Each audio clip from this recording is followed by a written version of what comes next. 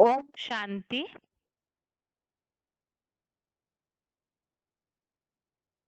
भगवत गीता श्लोक क्लास में आज बेसिक कोर्स है और बेसिक कोर्स में टॉपिक चल रहा था भगवान सर्वव्यापी नहीं है। इस कोर्स में अभी तक हमने बहुत सारे प्रमाण देखे हैं जिस आधार से इस बात को हमने समझा है कि भगवान कण कण में व्यापी नहीं हो सकते हैं। ये जो मान्यता फैली हुई है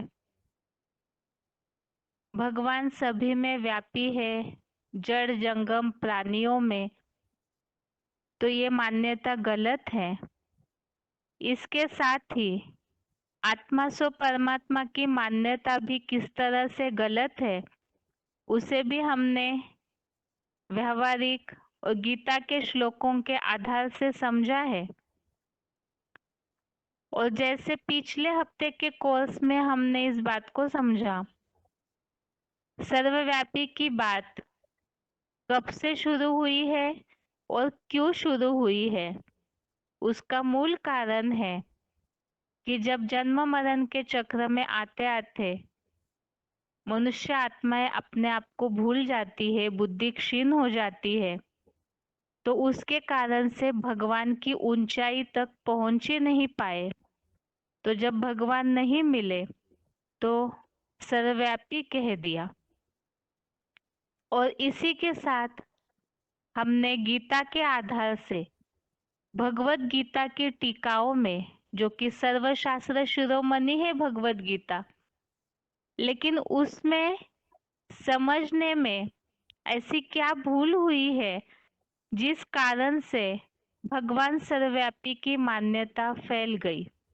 तो उसे हमने समझा था कि जो विभूति योग नामक अध्याय है उसमें जो उल्लेख आए हुए हैं उन श्लोकों का सही अर्थ न समझने के कारण ये भूल हुई है कि भगवान को सर्वव्यापी मान लिया गया। और विभूति योग अध्याय में से ही जो अंतिम श्लोक है उस आधार से हमने इस बात को भी पिछले हफ्ते समझा, जो भगवान ने इसका उल्लेख किया है उसमें कि मैं एक अंश में टिका करके परम धाम में स्थित हूँ और सारी जो विभूतियां है उनको जानने से क्या प्रयोजन है। भगवान एक अंश में टिका कर स्थित है तो केवल भगवान एक व्यापी है, सारी विभूतियां भी भगवान का स्वरूप नहीं है।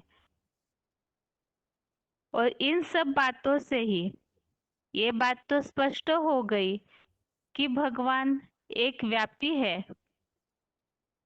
तो फिर भगवान सर्वव्यापी की ये जो मान्यता है वो फैली हुई, उसके पीछे क्या रहस्य है, तो इसे भी हमने संक्षेप में समझा था। वास्तव में भगवान सर्वव्यापी नहीं है, बल्कि उनकी जो याद है वो नंबरवार प्राणियों में अपने अपनी क्षमता अनुसार जो जैसे भगवान को याद करता है उस अनुसार भगवान की याद या योग की शक्ति जो है वो समस्त प्राणियों में नंबरवार जो आत्माएं हैं अपने अपनी योग शक्ति के अनुसार भगवान की याद व्याप्त है, अर्थात याद सर्वव्यापी है। आगे हम इस हफ्ते समझेंगे कि भगवान की याद सर्वव्यापी है, क्या इसके लिए गीता में भी कोई उल्लेख आए हुए हैं।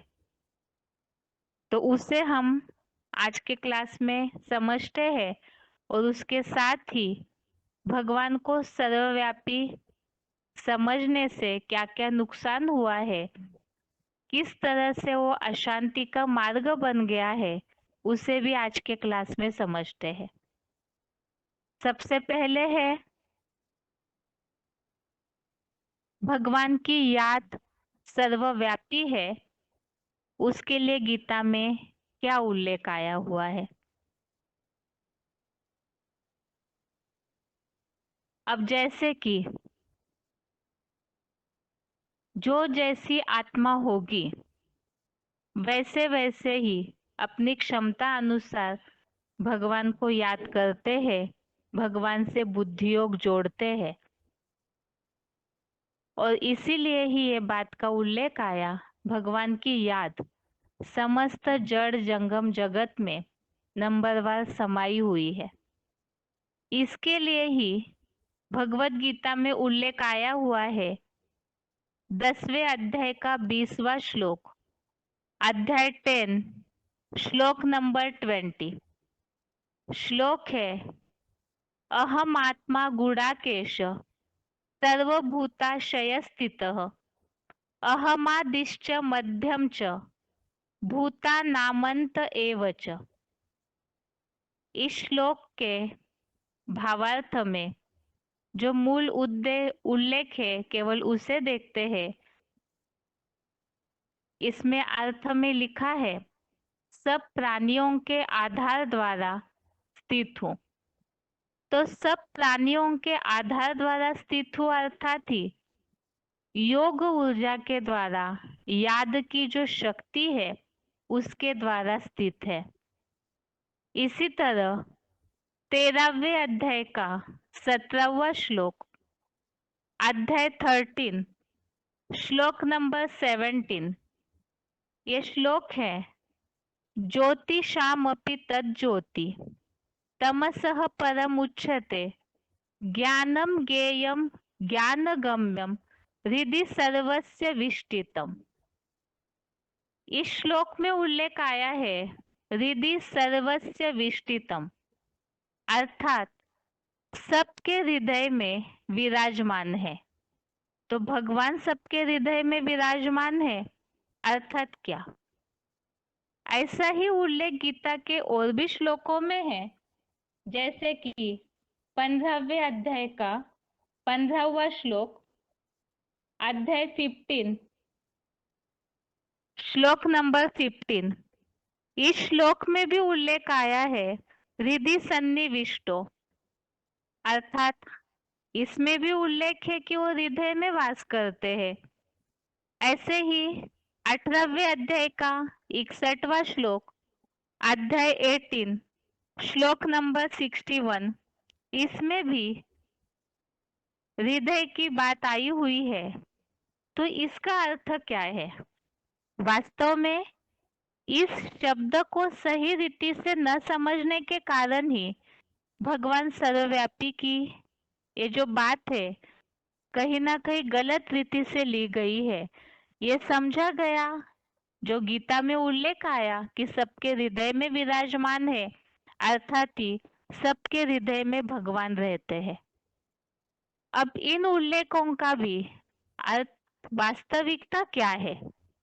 क्या सच में भगवान सबके हृदय में रहना इसका अर्थ क्या है? इस बात को गलत रीति से अर्थात सही अर्थ न समझने के कारण ही सर्वव्यापी मान लिया और ये सबसे बड़े से बड़ा झूठ है। जैसे कि अभी हमने समझा, वास्तव में भगवान सर्वव्यापी नहीं है, लेकिन उनकी जो याद है वो सबके हृदय में नंबरवार रहती है। वो कैसे? ये जो गीता के उल्लेख आए हुए हैं, इसमें जो उल्लेख आया हुआ है कि हृदय में निवास करते हैं, हृदय में विराजमान है। जैसे एक व्यावहारिक उदाहरण हम ले, दुनिया में अगर किसी से भी किसी का भी आपस में स्नेह होता है, या जैसे बच्चों को अपने पिता से बहुत स्नेह है, तो कहते हैं कि हम तो अपने हृदय से अपने पिता को अलग ही नहीं करते हैं। किसी का किसी से स्नेह है तो अपने स्नेही को अपने दिल से अलग ही नहीं करते हैं। अब यह हृदय से अलग ही नहीं करते, हृदय में ही वास करते हैं।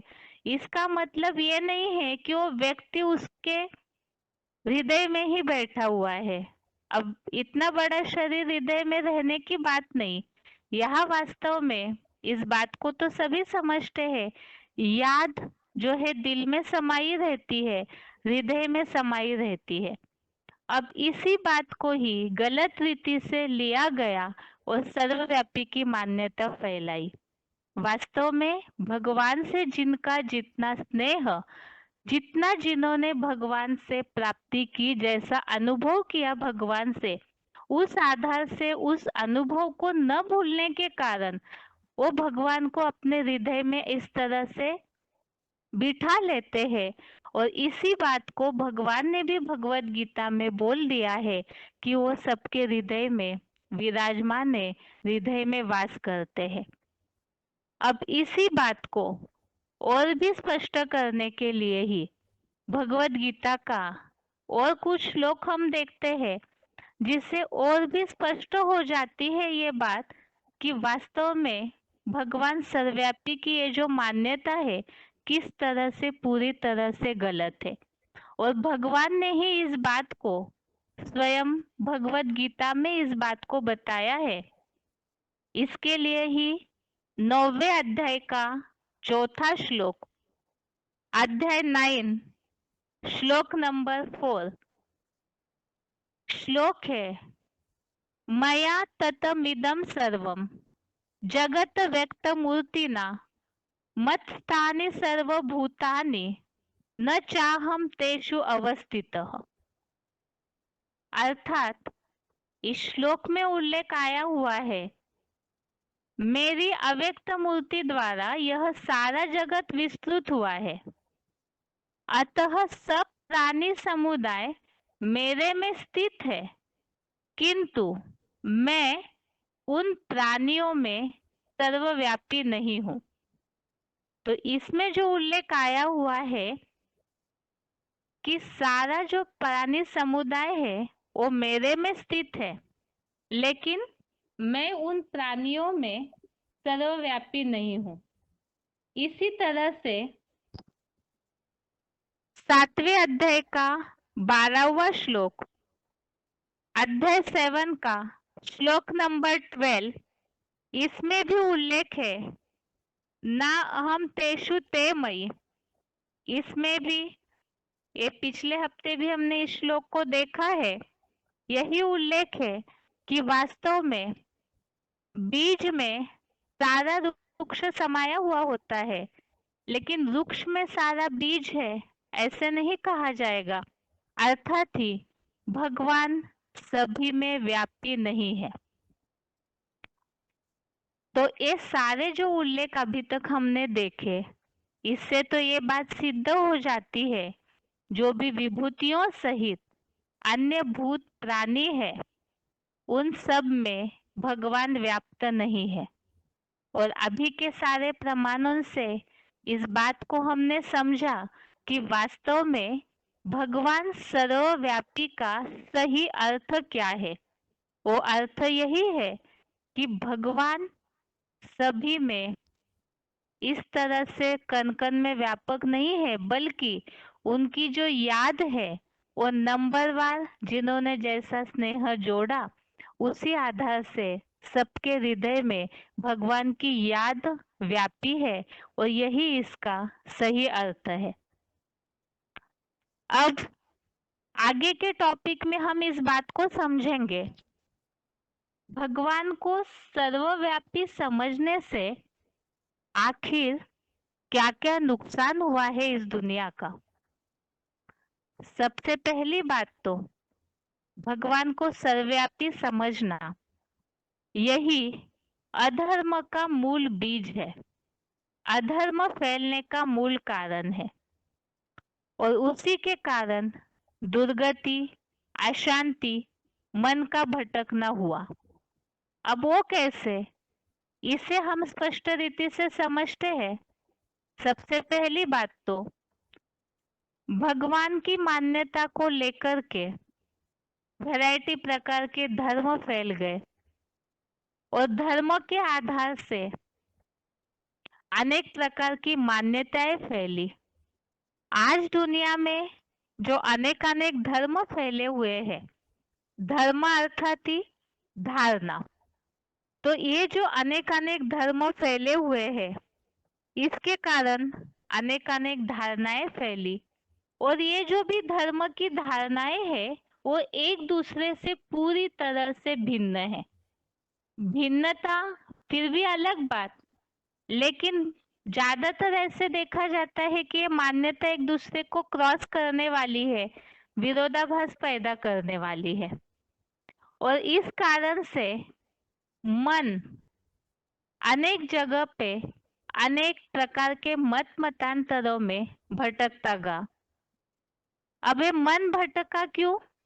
क्योंकि द्वापर युग से जब नीचे गिरे, देहभान बढ़ा, विकारों में आए, अपने आप को स्वयं की पहचान भूल गए, तो शांति के लिए भगवान को ढूंढा, और उसको ढूंढने के लिए अनेक मत मतांतरों में फंस गए।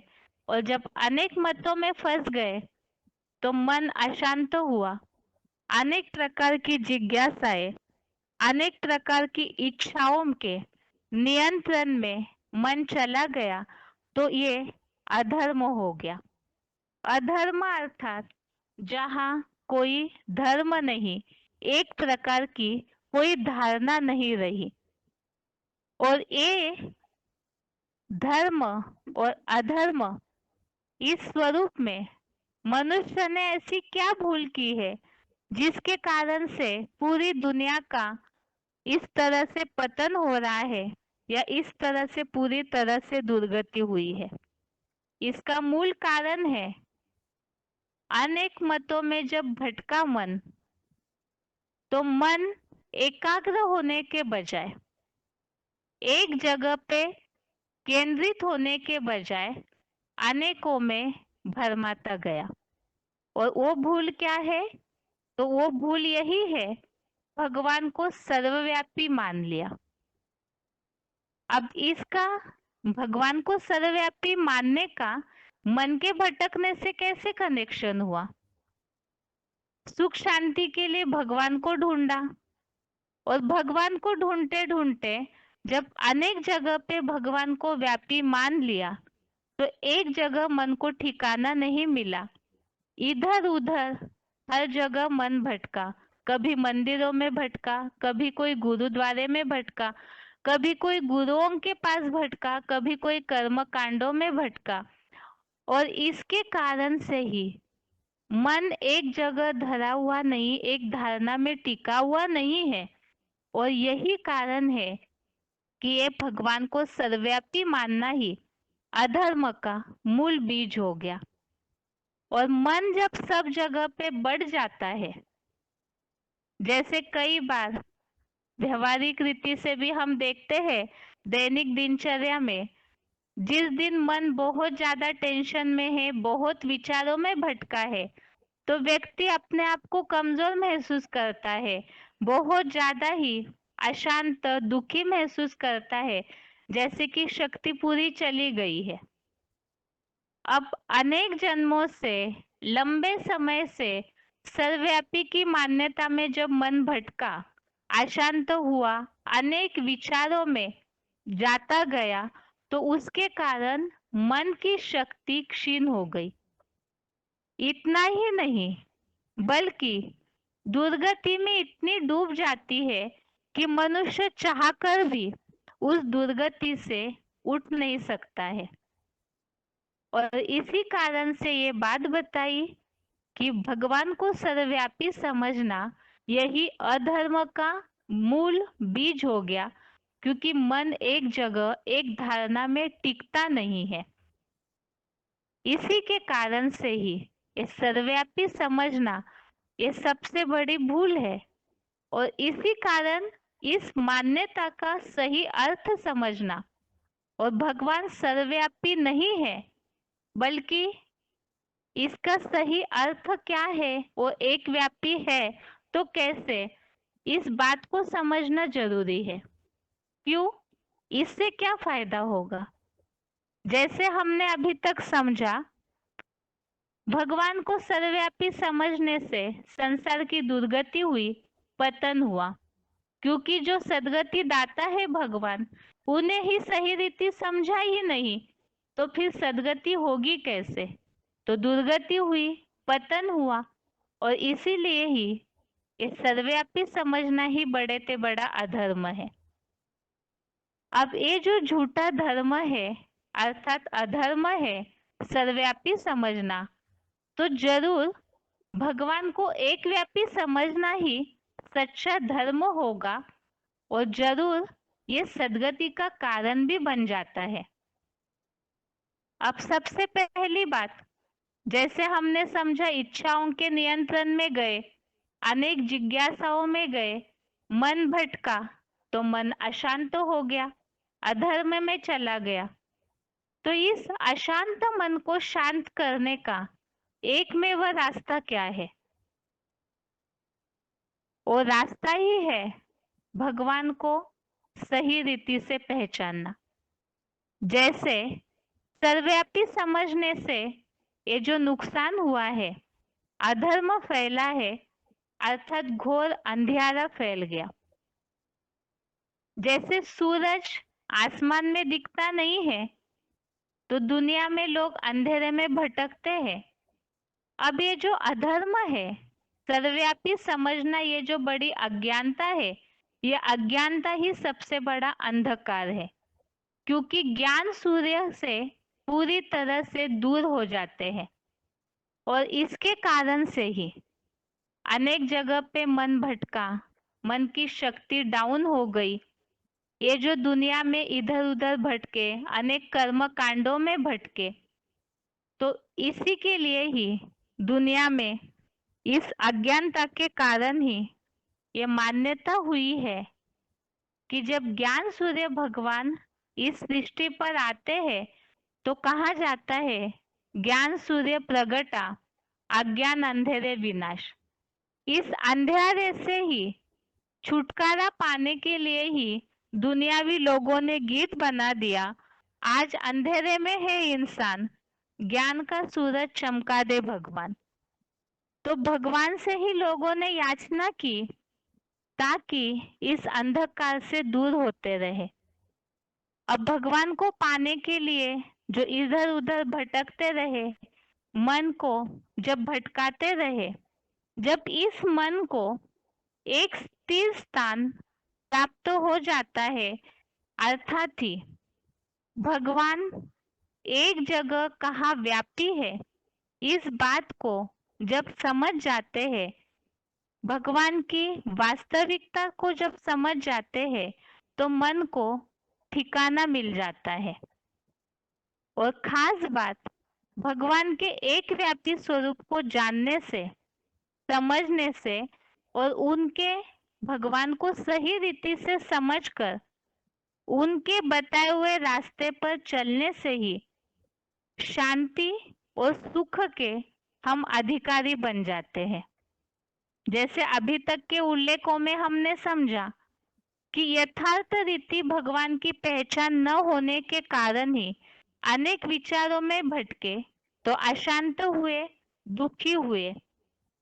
और जब भगवान की वास्तविकता, वो एक स्वरूप कौन है, जब वो एक ठिकाना मिल जाता है तो फिर मन एक जगह स्थिर हो जाता है। और ये जो स्थिर होना है, यही वास्तव में, जैसे कि हम दुनिया में देखे हैं कि लोग शांति के लिए वैरायटी प्रकार के तीर्थ स्थानों में भटकते रहे। वास्तव में तीर्थ स्थान, इस बात का सही अर्थ ही लोगों ने समझा नहीं। लोग ये समझते हैं कि हम वैरायटी जगह पे जाएंगे, हरिद्वार जाएंगे, काशी बनारस जाएंगे, मथुरा वृंदावन जाएंगे और वहां उन तीर्थ स्थानों में जाने से मन शांत हो जाएगा। लेकिन इतने सारी जगह पे मन अगर भटकेगा तो किनारा कहाँ लगेगा, एक ठिकाना कहाँ मिलेगा। तो तीर्थ स्थान का वास्तव में सही अर्थ है ती अर्थात तीर और थ अर्थात स्थान। तीर अर्थात किनारा, किनारे लगाने वाला स्थान ही तीर्थ स्थान है। और असली तीर्थ स्थान तब कहा जाएगा जब भगवान जो एक व्यापी है, वो एक व्यक्तित्व में है, उस बात का सही अर्थ, उस भगवान की सही पहचान जब मिल जाती है, तो अज्ञान का अंधकार नष्ट हो जाता है, अर्थात ज्ञान सूर्य की सही पहचान हुई, अंधकार नष्ट हो गया, तो मन का भटकना बंद हो जाता है। और ये भगवान एक व्यापी समझना, यही वास्तव में अशांत मन को शांत करने का एकमेव रास्ता है। और उस रास्ते को समझना, यही वास्तव में जीवन को स्थिर करने का भी सही तरीका है। और ये एक व्यापी की बात को समझाएगा कौन? इसके लिए भी हमने इसके पहले श्लोकों में उल्लेख देखा है। भगवान का परिचय वो स्वयं आकर देते हैं, क्योंकि वो खुदा है, तो उनका परिचय इस दुनिया के मनुष्य मात्र जो जन्म मरण के चक्र में आकर स्वयं को भूल जाते हैं, वो नहीं दे सकते हैं। तो भगवान स्वयं आकर अपना परिचय देते हैं, एक व्यापी, एक जगह, एक व्यक्तित्व में स्थिर होकर के परिचय देते हैं। और इसीलिए ही ये मान्यता सभी मानते हैं कि ज्ञान सूर्य प्रगटा, अज्ञान अंधेरे विनाश, तो सबके अज्ञान के अंधकार का नाश हो जाता है। अब भगवान ने अपना क्या परिचय दिया है? वो एक व्यापी है। तो कैसे एक व्यापी है, वो कैसे कार्य करते हैं, उसके बारे में समझते हैं। इसके पहले सर्व आत्माओं का पिता, इस टॉपिक में हमने समझा था कि निराकार शिव भगवान जो जन्म मरण के चक्र में नहीं आते हैं, उनका अपना शरीर नहीं है, इसीलिए ही वे प्रवेश करके कार्य करते हैं। और वो प्रवेश करके कार्य करते हैं तो उसके लिए ही 3 मूर्तियों का विशेष गायन है। वो तीनों के द्वारा जो कार्य करते हैं, ब्रह्मा, विष्णु और शंकर, वो तीनों के द्वारा भी क्या वो संसार में प्रत्यक्ष होंगे? अब अगर तीनों मूर्तियों के द्वारा भगवान प्रत्यक्ष होंगे, तो अभी जो हम इस बात को समझ रहे हैं, भगवान एक व्यापी होते हैं। अब तीनों मूर्तियों के द्वारा यदि वो प्रत्यक्ष होते हैं, तो भगवान एक व्यापी कैसे सिद्ध होंगे? जैसे कि ये मान्यता है, गॉड इज वन, सत्य एक होता है, तो भगवान एक है, तो वो भी अवश्य ही एक ही मूर्ति के द्वारा सारे संसार में प्रत्यक्षता रूपी जन्म लेंगे। अब वो किस तरह से? जैसे कि हमने समझा था, ब्रह्मा, विष्णु और शंकर, इन तीनों में से वो कौन सी मूर्ति है? वो भगवान शिव का साकार स्वरूप होगी। अब इसका उत्तर यही है कि शंकर की मूर्ति के द्वारा ही भगवान शिव संसार में साकार में प्रत्यक्षता रूपी जन्म लेंगे। अब इसका क्या प्रूफ है कि वो तीनों में से केवल एक शंकर की मूर्ति के द्वारा ही सारे संसार के सामने प्रत्यक्ष होते हैं? इसका सबसे पहला प्रूफ है, ये जो तीनों देवताएं हैं, जैसे कि 33 करोड़ देवताएं हैं, उन देवताओं में से भी 3 देवताओं की विशेष मान्यता है। और उन तीनों देवताओं में भी शिव भगवान के साथ केवल एक ही मूर्ति का नाम जोड़ा जाता है। शिव ब्रह्मा नहीं कहते, शिव विष्णु नहीं कहते हैं, बल्कि केवल शिव शंकर कहा जाता है। अब शिव का नाम शंकर के साथ ही क्यों जोड़ा हुआ है? दूसरी बात, ब्रह्मा, विष्णु और शंकर, ये तीनों में से जो ऊंचा और बड़ा देव देव महादेव एक शंकर को ही कहा जाता है।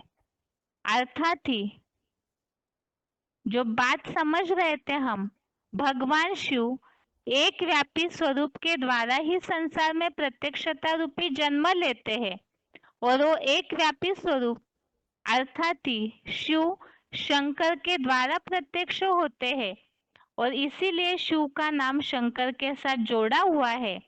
और शंकर यही मूर्ति है जिनको और देवताओं की तुलना में महान देव, बड़े ते बड़ा देव कहा जाता है। अब प्रश्न उठता है कि आखिर शंकर के द्वारा ही शिव प्रत्यक्षता रूपी जन्म क्यों लेते हैं? इसके पहले के कोर्स में हमने इस बात को समझा था। वास्तव में शिव और शंकर ये अलग अलग व्यक्तित्व है। अब जब शिव भगवान और शंकर देवता ये अलग अलग व्यक्तित्व है, उसके बावजूद भी ऐसे क्या बात है जिस कारण से इन दोनों को मिला करके एक कर दिया है? दूसरी बात है कि शिव शंकर के द्वारा ही क्यों प्रत्यक्ष होते हैं?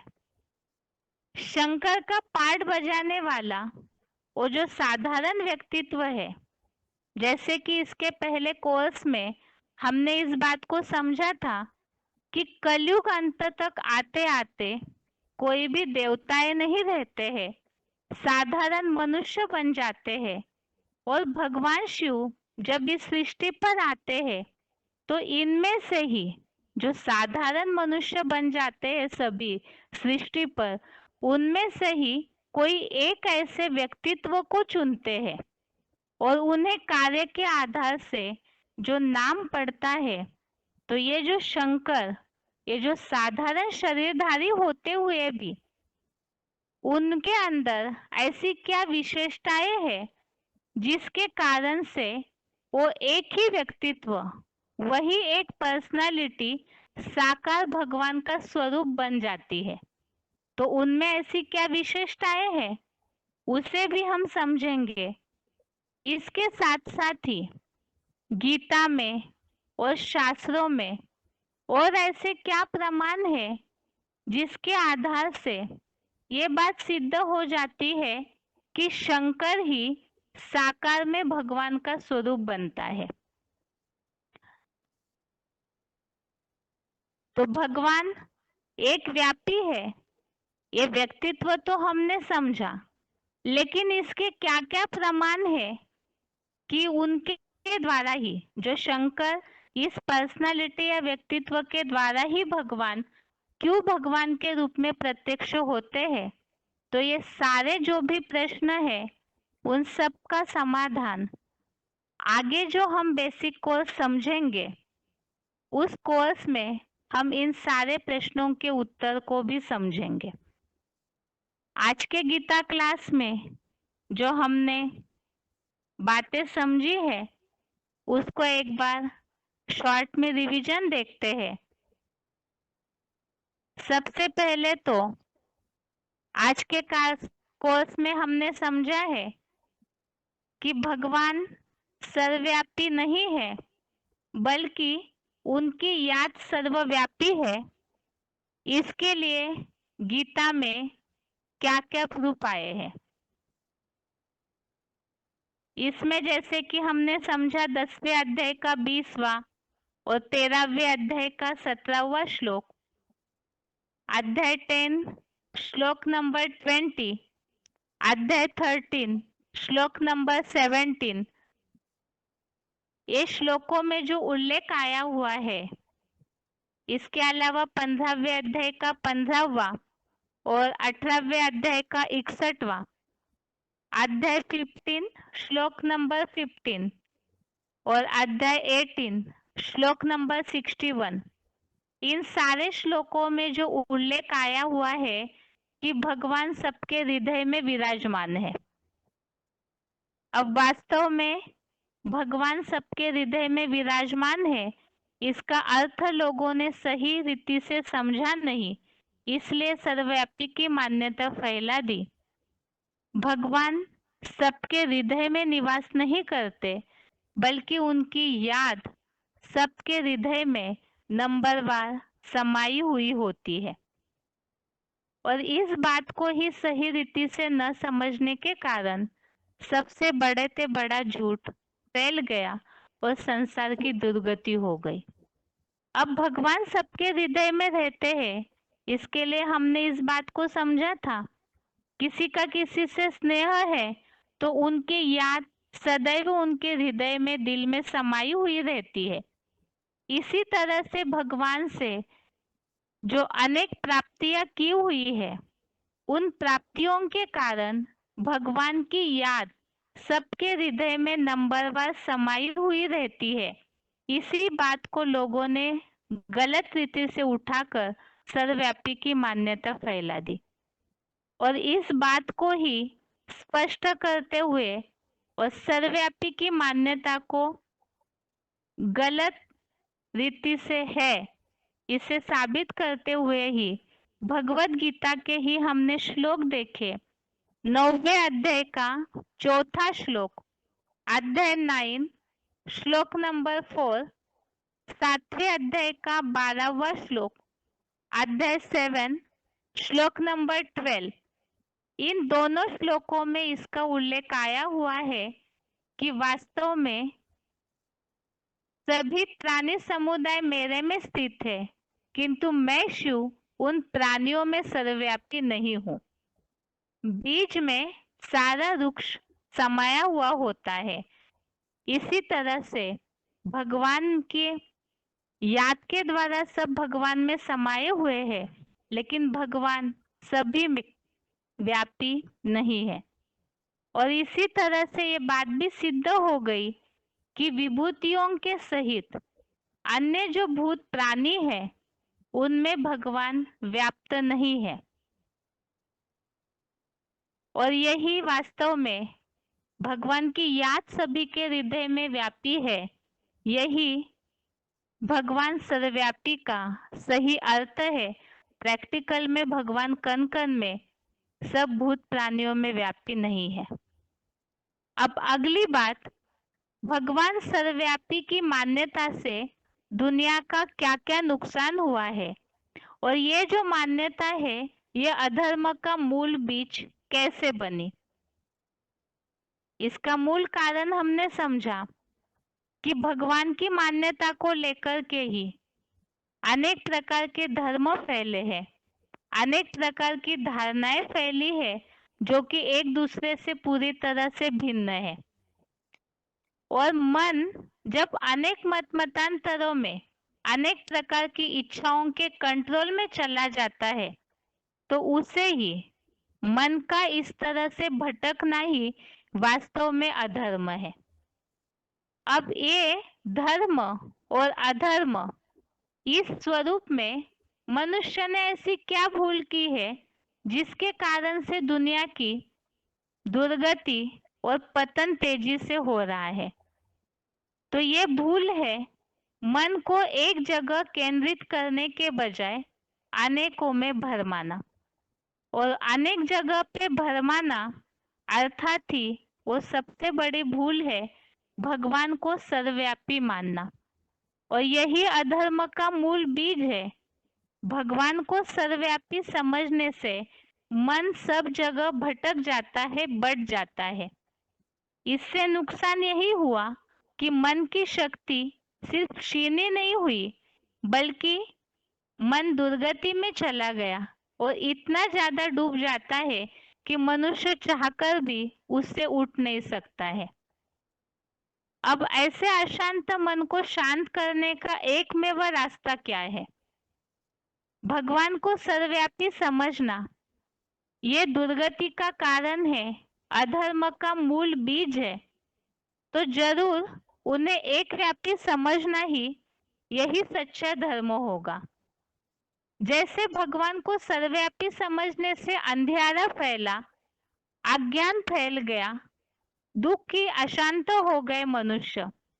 और जब भगवान एक व्यापी स्वरूप में समझ लेते हैं, वो भगवान का एक व्यापी स्वरूप क्या है? वो एक व्यापी है, इस बात का महत्व जब समझ लेते हैं तभी सुख और शांति का मार्ग खुल जाता है। और इसके कारण से ही भगवान के स्वरूप को जानने समझने से शांति और सुख के हम अधिकारी बन जाते हैं।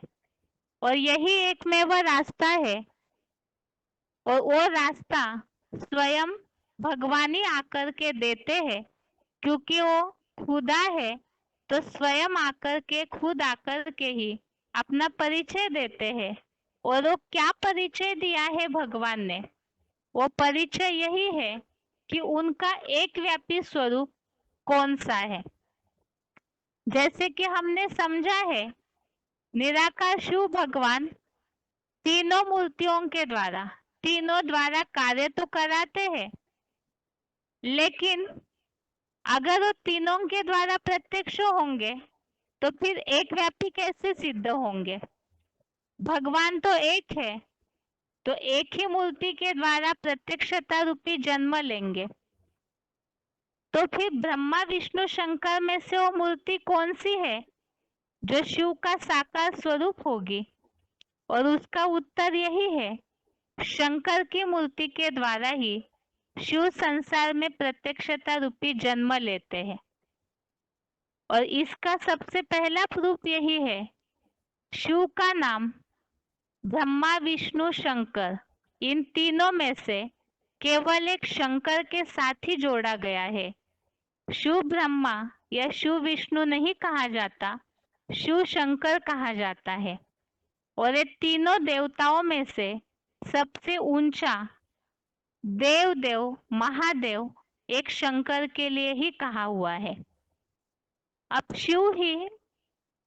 शंकर ही शिव भगवान का साकार स्वरूप क्यों है? इसके बारे में बहुत से ऐसे प्रश्न हैं जिन्हें हम अगले हफ्ते के कोर्स में समझते जाएंगे। जैसे कि शिव और शंकर अलग है, इसे हमने पहले बहुत शॉर्ट में समझा था। तो वो अलग है, तो किस तरह अलग है, उनमें ऐसे क्या क्या अंतर है जिससे ये सिद्ध हो जाता है कि शिव और शंकर ये अलग अलग आत्माएं हैं। और ये दोनों अलग होते हुए भी इन्हें मिला करके एक क्यों कर दिया है? दूसरा प्रश्न है कि शिव शंकर के द्वारा ही क्यों प्रत्यक्ष होते हैं? शंकर का पाठ बजाने वाली वो जो साधारण शरीरधारी व्यक्ति है, उनमें ऐसी क्या विशेषताएं हैं जिसके कारण वही व्यक्तित्व साकार में भगवान का स्वरूप बन जाता है? गीता में और शास्त्रों में ऐसे क्या प्रूफ आए हैं जिससे ये बात सिद्ध होती है कि शंकर ही साकार में भगवान का स्वरूप है? और इतने सारे जो देवताएं दिखाए हैं, उन सब से शंकर का जो व्यक्तित्व है, उनकी जो पर्सनालिटी है, उनको सारे देवताओं से निराला क्यों दिखाया हुआ है? तो ये सारे रहस्यों को आगे के बेसिक कोर्स में हम समझते जाएंगे।